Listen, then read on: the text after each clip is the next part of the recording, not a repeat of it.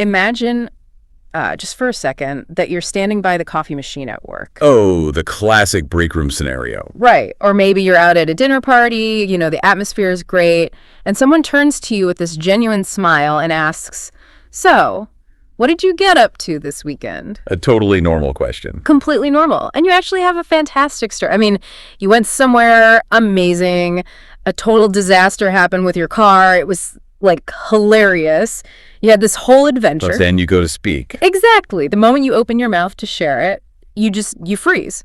You realize that while you have this incredible vocabulary for describing what you're doing right this second, the rich, funny story of your weekend is completely locked inside your head. Yeah, it's a profoundly isolating feeling. It really is. You're suddenly trapped in the present tense, totally stuck, trying to explain something that has already happened. That's a psychological barrier that, honestly, almost everyone learning a language hits at some point. Because we focus so much on the right now. Exactly.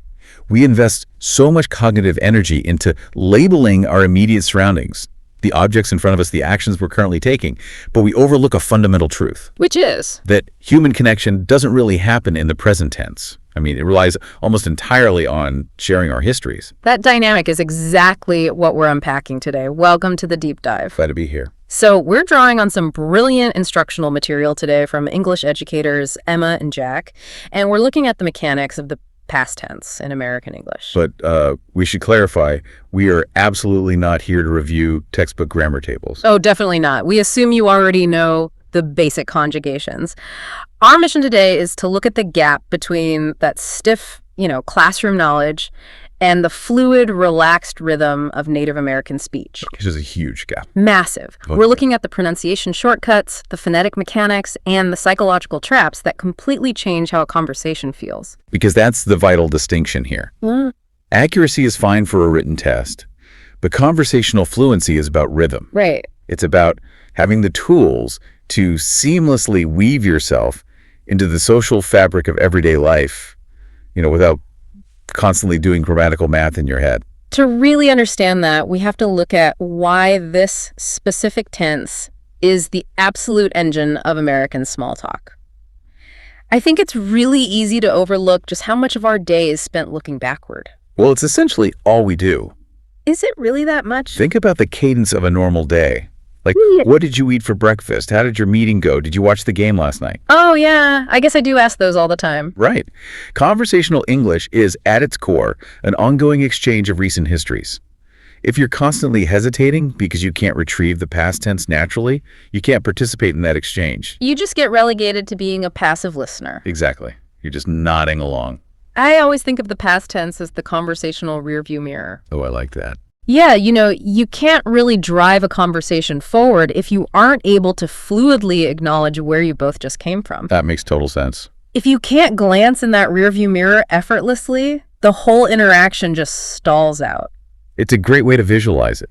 So the question becomes, why does glancing in that mirror feel so difficult for learners, even when they know all the rules? And this brings us to the actual physical mechanics of speech, starting with regular verbs. The ones that should be easy. Right, the classic rule. You just add ed to the end of a verb, like walk becomes walk, talk becomes talked, cook becomes cooked. We all know it. Yeah, but the friction doesn't come from not knowing that rule. It comes from the physical execution of it. Because in a classroom, you're often taught to pronounce every single syllable. But native speakers absolutely do not do that. Not at all. And the thing is, this isn't just about Americans speaking quickly or being lazy with their vowels. It is literally about the biological efficiency of the human mouth. Okay, break that down for me. So when an American says the past tense of walk, they don't say walked. They compress the end of the word into a sharp, unvoiced T sound. So it sounds exactly like walked. Exactly, walked. Walked, talked, cooked. Spot on. And there is a fascinating mechanical reason for this. In linguistics, we look at whether a sound is voiced or unvoiced. Okay. If you put your hand on your throat right now and say the K sound at the end of a walk, your vocal cords do not vibrate. Okay, wait, I'm literally putting my hand on my throat right now. Coo, coo. Yeah, no vibration, it's just all in my mouth. Right, it is just a puff of air. It's an unvoiced consonant. Okay. Now, the traditional ED ending, that D sound, is voiced. Your vocal cords actually have to vibrate to make a D. Duh.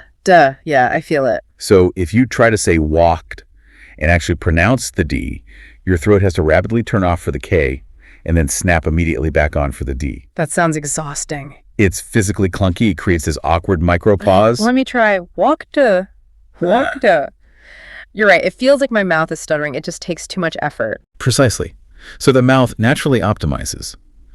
Because the K is unvoiced, the brain just seamlessly changes that final D into its unvoiced partner. Which is a T. Exactly. Walked. No vocal cord vibration required for either sound. The breath just flows perfectly. That is so cool. So when Emma and Jack advise learners to adopt this sharp T sound, they aren't just teaching a slang pronunciation trick.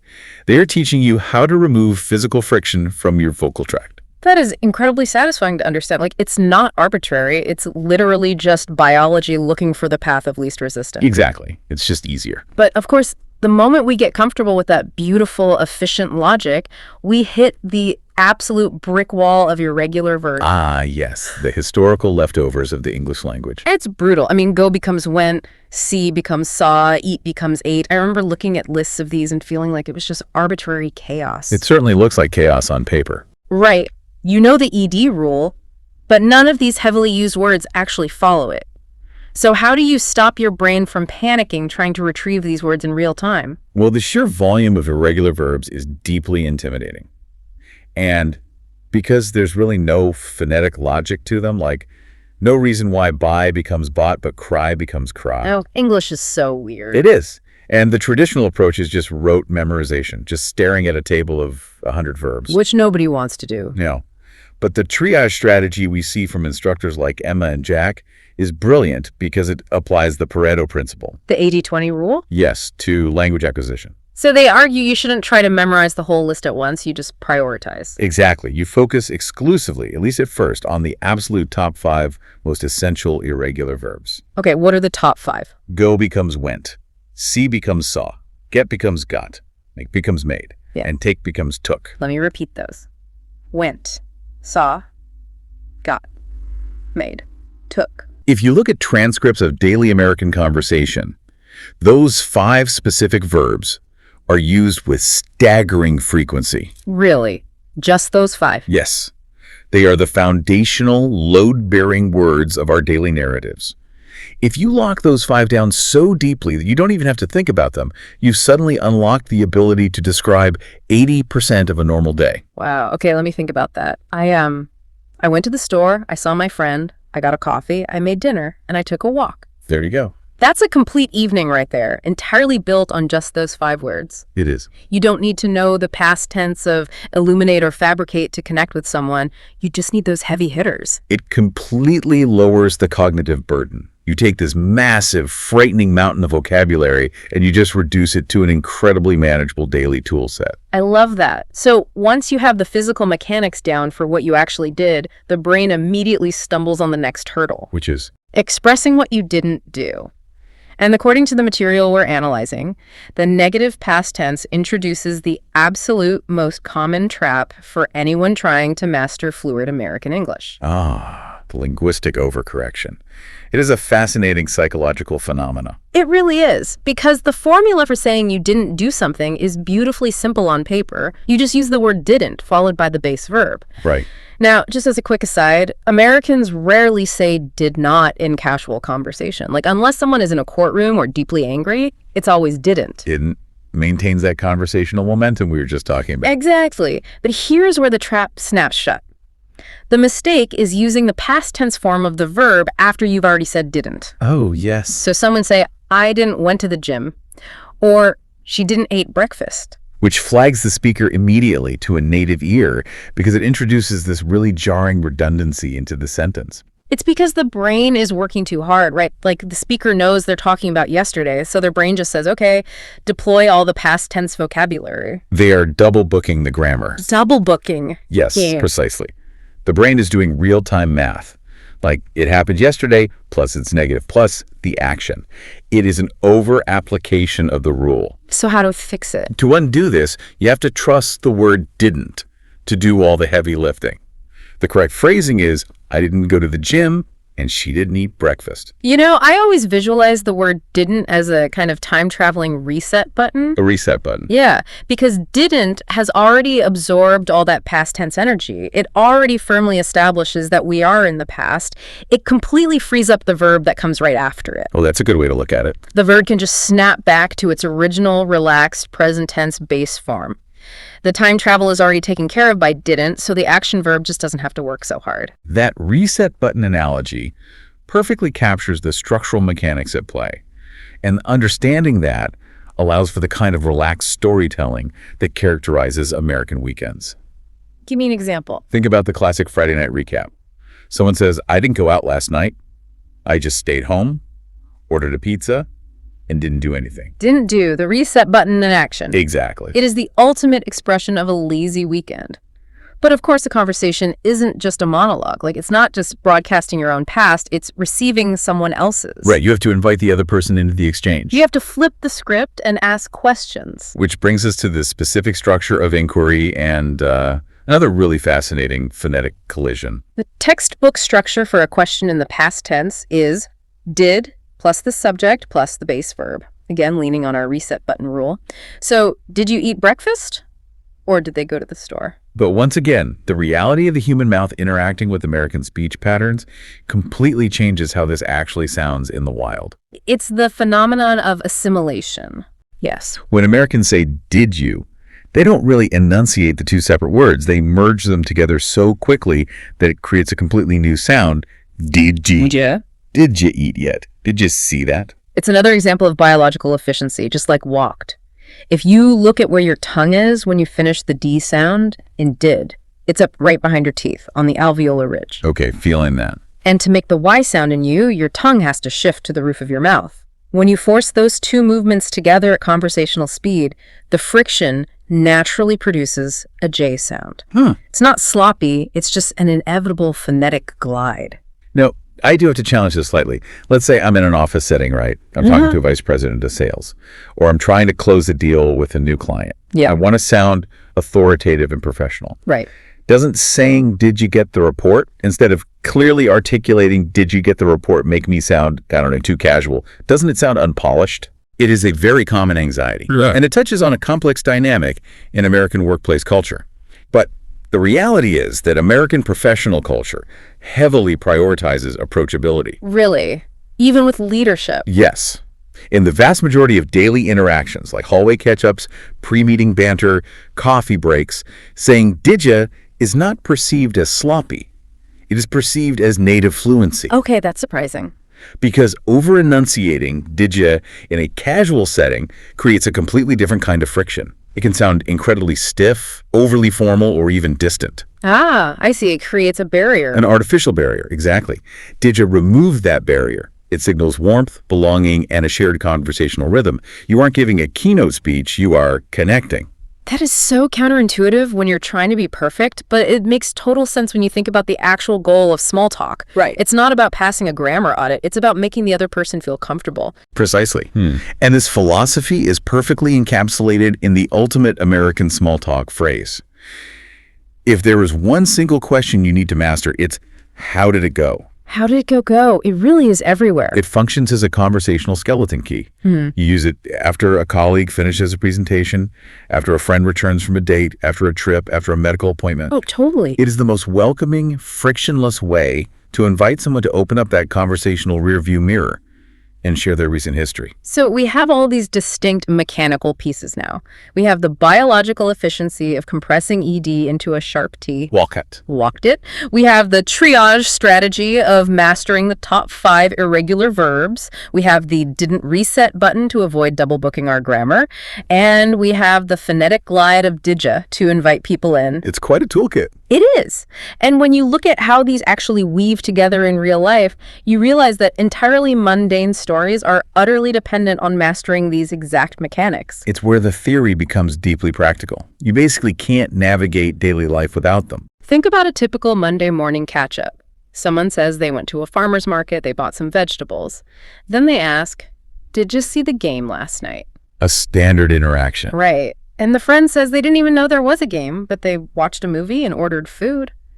That tiny 30-second interaction is literally a masterclass in these mechanics. It really is. Bought is an irregular. Did you see uses the phonetic glide and the reset button base verb.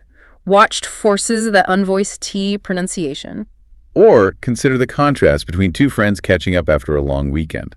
One flew to a different city, stayed in a hotel, and ate at a great restaurant. Sounds like a good weekend. Yeah. But the other friend says, I didn't go anywhere. I worked.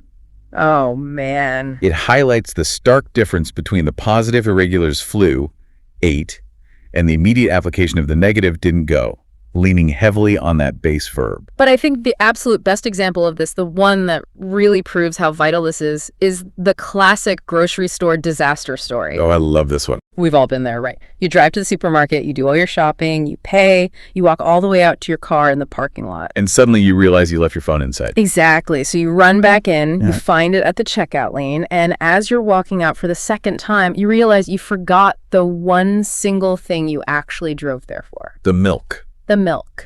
It is a universally painful experience. It really is. And you want to share that pain, right? Like you want to tell your friends so you can both just laugh at how chaotic your morning was. But look at the verbs required to tell that specific relatable story. Let's hear them. Drove, did, paid, left, ran, found, forgot. Wow. Every single structural beat of that hilarious, frustrating narrative relies entirely on an irregular past tense verb. This is entirely true. If you haven't mastered those specific words, you cannot deliver the punchline. The joke is just trapped in your head. You can't share that moment of connection over being a total disaster. And that observation right there really strikes the heart of why we're diving so deep into this today. Yeah. Because the scenarios we're discussing, forgetting the milk, buying vegetables, missing a basketball game, they are profound philosophical debates. No, not at all. But these incredibly mundane narratives are the absolute glue of human relationships. You really are. Mastering the phonetic mechanics of the past tense isn't about achieving some, abstract standard of grammatical perfection. It is about accessing the vehicle for shared empathy. It's how we commiserate over a frustrating morning or bond over a lazy Friday night. It's how we prove to each other that we're moving through the world together. Beautifully said. So how do you actually make this intuitive for yourself? Let's quickly recap the 4 core mechanics we've unpacked today. Good idea. First, when dealing with regular verbs, stop trying to pronounce every letter. Trust your mouth's natural efficiency. Unvoiced sounds like K, turn that ED into a sharp, breathy T. Walk becomes walkter. Second, for the irregulars, stop staring at massive lists. Just apply the 80-20 rule. Lock down the daily drivers. Went, saw, got, made, took. Master those 5 and you own your narrative. Third, remember the cognitive trap of the negative. Do not double book your past tense. Use the didn't time traveling reset button and let the action verb relax back into its present tense base form. Didn't go, never didn't went. And fourth, embrace the natural phonetic glides of conversational English. Allow did you to soften into did ya, and never underestimate the connective power of asking, how did it go? Now, Emma and Jack, the instructors behind all these insights, have one incredibly powerful, actionable habit to help you internalize all of this. And it's completely free. Totally free. And it doesn't even require a conversation partner. Every single night, as you're lying in bed waiting to fall asleep, practice talking to yourself about your day in English. Just the silent monologue. Exactly. Ask yourself the simple questions. What did I eat? Where did I go? Who did I talk to? Force your brain to retrieve those past tense mechanics in a low-stakes environment.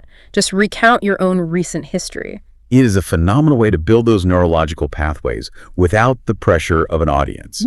You are essentially rehearsing the mechanics until they just become muscle memory. I really love the intimacy of that practice. It kind of turns language learning into a moment of self-reflection. And it actually brings up a final thought that I want to leave you with today. Oh, let's hear it.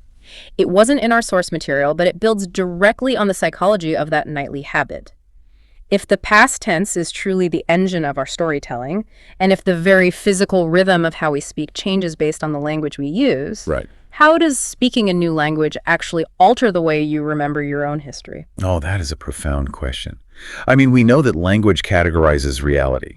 Exactly. So if you're lying in bed every night, deliberately practicing how to tell the story of your day, using these new rhythms, these new phonetic glides, this new focus on what didn't happen, Do you eventually start to view your own past from a completely different perspective? When you look into that conversational rearview mirror, using a language that values momentum and relaxed connection, does the road behind you actually look different? It suggests that learning to speak about the past in a new way might actually change how you feel about the life you just lived. That is an incredible concept to mull over. It's the ultimate power of language, I think. It doesn't just describe the world, it shapes it. Thank you so much for joining us on this deep dive. Keep practicing those glides, keep sharing your stories, and we will catch you next time.